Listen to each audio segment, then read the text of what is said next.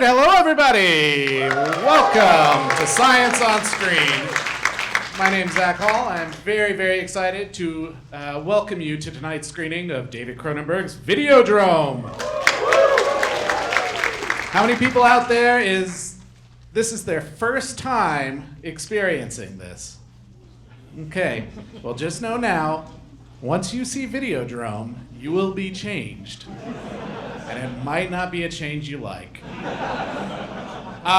So, of course, this is our final screening of the Science on Screen series for the year.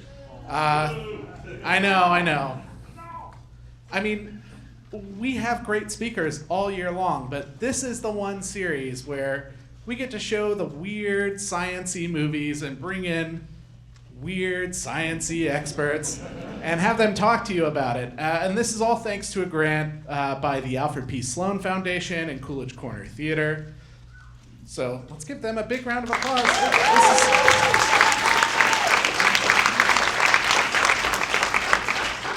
The goal of this series is to pair science films, science-based films, science documentaries with relevant scientists from throughout the community. And we've sort of bent the rules a little bit tonight because we have someone who's not necessarily a scientist, but who I would argue has a really interesting view on tonight's film. We've got Carmine Grimaldi from Vanderbilt University with us tonight. He is going to be talking afterwards about sort of giving us sort of a brief history of like how video has been used in psychiatry and how these like outsiders have used video to sort of change our minds over the course of early video. It's going to be really fascinating. We got a little sneak peek of it earlier. You do not want to miss it, so please stick around after the movie. All right, who's ready to have their minds, their bodies, their physical being changed by a movie? All right. Death to Videodrome, long live the new flesh.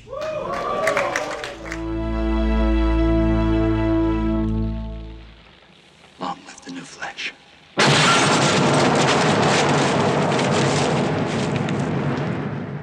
Are you all changed?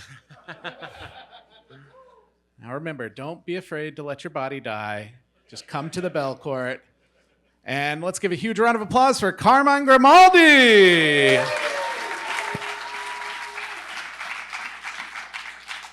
So I need to start by sharing some potentially troubling news, which is that the Videodrome is indeed real, and we are the new flesh. I doubt, though, this is news to any of you.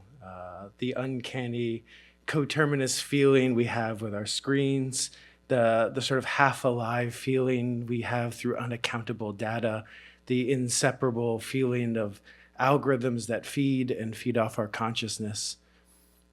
But Cronenberg's film isn't just a fictional prophecy of our current dystopia. It's a documentary of our video past. For by the time Cronenberg made Videodrome, a keen observer would have already noticed monstrous video humanoids living among us. Perhaps we even felt the coaxial cables creeping along our ligaments, the magnetic tape wrapping around our thoughts. What Cronenberg did was notice these monsters all around us and, like any alchemist or astrologer worth their salt, recognize that these monstrosities were inauspicious omens. The term monster, after all, comes from the Latin to warn. When one appears, you know that cosmic trouble will soon follow. I'm a historian of media, but I like to think that I'm a cryptozoologist of our technological past. When I do my research, I'm always on the lookout for sightings, reports, images, descriptions of one of these elusive monsters. The first I found appeared, not coincidentally, mere miles away from the invention of videotape in Palo Alto in 1956. Tape transport comes to life, the company announced in their internal newspaper, and we see here photographic evidence of a tape machine sprouting the form of a young girl. Or perhaps a young girl metamorphosing into videotape. Just a few years later, near San Francisco, another trace of this monstrous form. This time, it's recorded in a doctor's notebook in which he sketched one of these creatures appropriating the body of a therapist. The inventors of videotape, Ampex Corporation, wouldn't have been surprised that their creation spawned these Frankensteinian forms. Rather, from the beginning, they sought to produce them. You see, videotape was not originally intended to be a medium to distribute movies. It was intended to be used in everyday life to wend its way into courtrooms, classrooms, hospitals, psychiatric clinics, and any other institution that would accept it. It offered something that no other medium did: the ability to instantly watch what was recorded, to engage dynamically with the recordings, to have the recording shape the very possibilities of action and thought.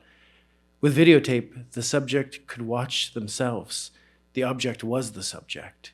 Anyone now could live within television.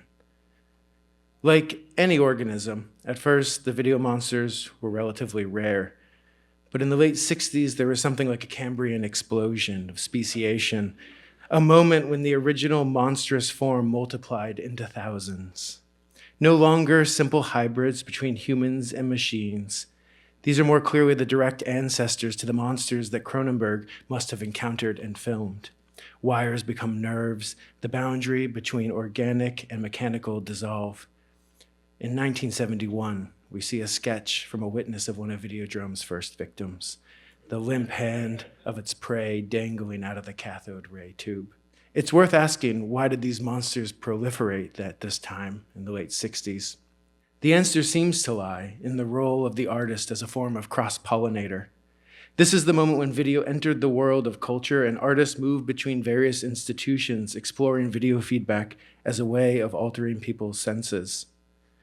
Most notably at the time was the magazine Radical Software, which first came out in 1970. It became for a few years the main venue for those who wanted to build territories for living with and within videotape, as they often called it, the noosphere. These large-scale experiments, hyper-mediated video zones where humans and machines live together, seems to have unlocked some new unbridled force, offering ideal conditions to harbor and create video monstrosities.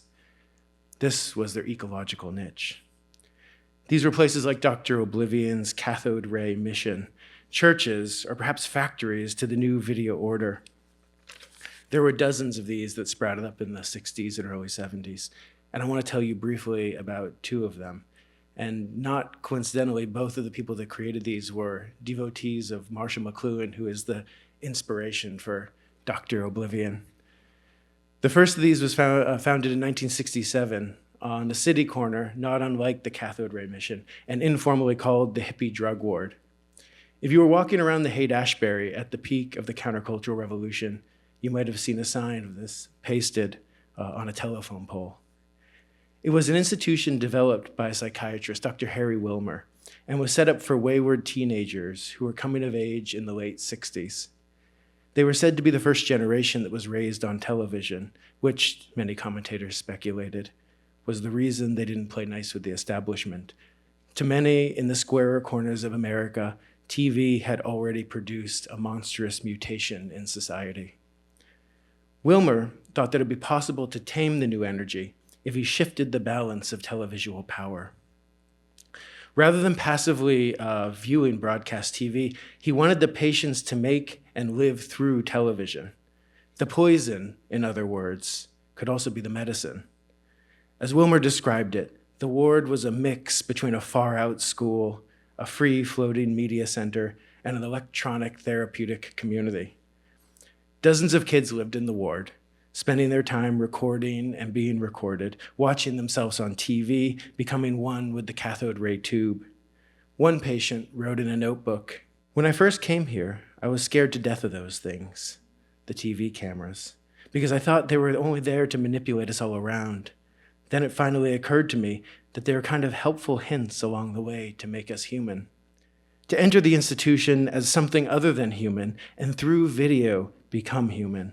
That's what Wilmer promised to his patients, and that was at least what some of his patients thought. Or perhaps it was less that they were becoming human, but embracing a new form of human, one that can emerge only through cameras and screens. At the institution, they were constantly experimenting. They would bring improvisational music to play over the recordings of patients, and they would bring in video synthesizers so that the patients could distort their own images while they watched them.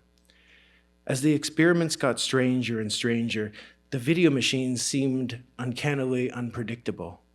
They couldn't be controlled and seemed to have a life of their own. As Wilmer put it, television is many things: a provocateur, a love object, an intruder, a spy, an exploiter, a cannibal, a hypnotizer, a seducer, finally, a powerful therapeutic weapon, if the means can be found to master the artistic, creative, and technical aspects of the replay. From the record, it's hard to know whether he ever managed to master video, or if he too was eventually mastered by it. As Wilmer was developing his version of the cathode ray mission, another devotee of video, Paul Ryan, was trying to create his own video utopia, a place to produce and protect video monsters. A former Catholic monk, he had converted in his 20s to the new religion of video art, and he carefully studied Wilmer's clinic. He became convinced that videotape feedback, that is, seeing yourself on TV, could revolutionize both individual consciousness and society as a whole. He set his mind to building a videotape commune in upstate New York called EarthScore. He envisioned it as a non-celibate, aesthetic order capable of interpreting ecological systems with video that would be as sturdy and long-lasting as the celibate ascetic order of the monastic tradition. Ryan insisted, like Cronenberg, that video was not primarily a visual medium, but rather one that directly impressed itself upon the body. Video, he wrote, is about perceiving events with the nervous system, not visualizing in a pictorial way. There was no outside and inside to the body. The screen and the skin and the nerves and consciousness were all part of one complex form. As inspiration for the video commune, he looked to the three-dimensional Mobius strip called a Klein worm.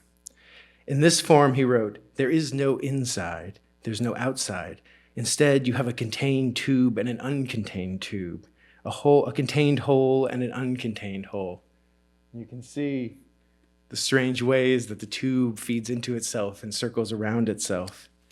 This, he argued, is what videotape did, what videotape feedback did. It would turn you inside out and turn the outside in, triggering your nervous system, manifesting consciousness on the screen. And hallucinations were here as well. The two best ways to achieve this Klein worm of consciousness, he thought, was videotape and LSD. The third, he thought, and it's very sad this never existed, is a giant polyurethane couch in the shape of this Klein worm. The experiments eventually led him to the idea of a commune. The idea, it's wildly Byzantine, but this is the idea in the simplest outlines. It would initially be comprised of 36 people who would all live in pods of 3, called triads. And they would communicate with the other triads primarily through videotaping themselves dancing on Klein worm carpets. Despite the fact that he got $70,000 from the New York Art Council, there wasn't much interest. He only managed to recruit 2 friends, and they all lived in upstate New York for a couple of years, where they produced 45 hours of dance tapes in which they sought to codify this system for society at large. With few people interested, the plan fizzled out. And this possible video future, this possible utopia, vanished into history. Or that's what historians say. When I was digging through the archive of Paul Ryan, which is at the Smithsonian Institute, I came upon a letter that he wrote in 1988. During the austerity of the Reagan years, public funding for the arts had almost completely vanished, and again, in a very Cronenbergian fashion, he had no patron to turn to but the corporate powers he had been so suspicious of in his youth. He read an article in the newspaper that MTV, which had originally only played music videos, was looking to develop original programming. So he wrote them and saw a future for EarthScore. In his letter, he said, "As a video artist, I've developed a cutting-edge format for a TV program that could be syndicated." He hoped, and he explained in the letter, to translate his research into what he called a hybrid between a soap opera and a dating game show. Ryan even told MTV that he had designed a rug that could be mass-produced and sold as a tie-in product. He hoped, he concluded, this system of EarthScore could, quote, become a ritual passage for the TV generation. There's no record of a response from MTV. Did they ignore it? Or did they see in it some mysterious and powerful force, something that they could harness to further serve the monster of video? A few years later, MTV would debut The Real World, which we call reality television, but Ryan's description might be even more apt, a hybrid between soap opera and dating game show. There's no Kleinworm rug, and there's no cybernetic triadic choreography, but perhaps they didn't need it. Perhaps, as with Videodrome, EarthScore inhabited some invisible frequency, moving through the subconscious and through the body, connecting to the nerves rather than the eyes. As Cronenberg suggests, there is no transgressive or countercultural impulse that can escape the corporation. It's like a Kleinworm. Nothing can remain outside. It is the most fearsome monster, the monster that consumes everything.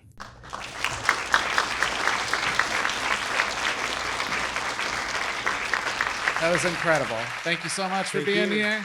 Thank you all so much for sticking around, hanging out. Now go out into the world and take the virus of Videodrome with you. Thanks so much for coming to Science on Screen.